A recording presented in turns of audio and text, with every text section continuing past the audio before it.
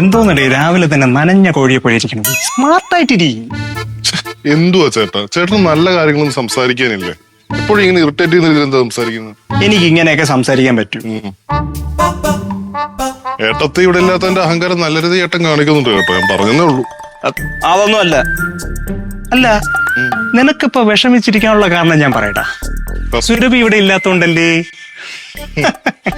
ഏട്ടാ, ഒരുമാതിരി ചങ്ക് പൊടിഞ്ഞ് നിൽക്കുമ്പോഴേ ഇങ്ങനെ കൊലച്ചിരി മുമ്പിൽ വന്ന് ചിരിക്കരുത് കേട്ടോ, അത് മോശമാ. പിന്നെ എന്റെ വർത്താനം കേട്ട അവൾ ഇവിടെ ഉണ്ടായിരുന്ന സമയത്ത് ഭയങ്കര സ്നേഹം കാണിച്ചതുപോലെ. ഞാനും അത്യാവശ്യം നന്നായിട്ട് സ്നേഹിക്കുന്നൊക്കെ ഉണ്ട്. പിന്നെ ഒരു ദിവസം ഐ ലവ് യു പറഞ്ഞ മറു ദിവസം ഐ ഹേറ്റ് യു. ഇതുപോലെ വാക്കിന് സ്ഥിരത ഇല്ലാത്തൊരു ചെറുക്കൻ. ഇയാള് കൂടുതൽ ഡയലോഗ് ഒന്നും അടിക്കണ്ട. ഏട്ടത്തെ ഒന്ന് മുഖത്ത് നോക്കി തറപ്പിച്ച് സംസാരിച്ചു കഴിഞ്ഞാലേ നിന്ന് മുള്ളുന്ന ടീമല്ലേ നിങ്ങള്? മതി മതി മതി, പരസ്പരം ട്രോൾ എന്താ? എന്നാ പിന്നെ ഇങ്ങോട്ടും ട്രോളാൻ വരണ്ട. വരണില്ല.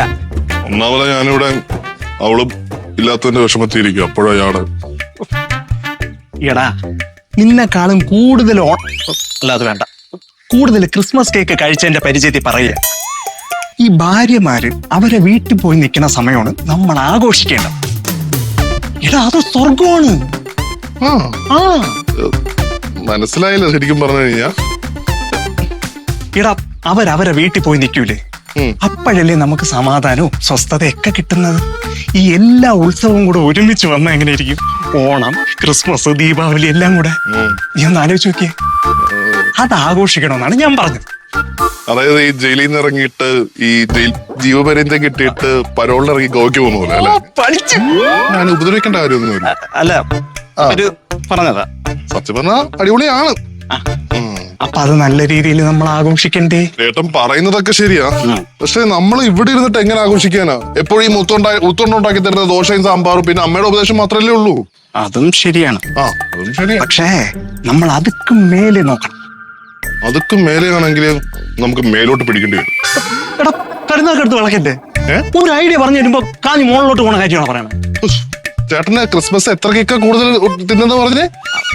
എന്റെ പൊന്നു ചേട്ടാ, മേലോട്ട് കയറാന്ന് പറഞ്ഞാൽ നമുക്ക് മല വല്ലം കയറാനാ, കടലും തള്ളം കയറാൻ പറ്റത്തില്ലല്ലോ. ട്രക്കിംഗ്. ട്രക്കിംഗ്? എവിടെ? ട്രക്കിംഗ് വയനാട്. എടാ അത് അമ്മ അറിഞ്ഞ വിടയൊന്നുമില്ല.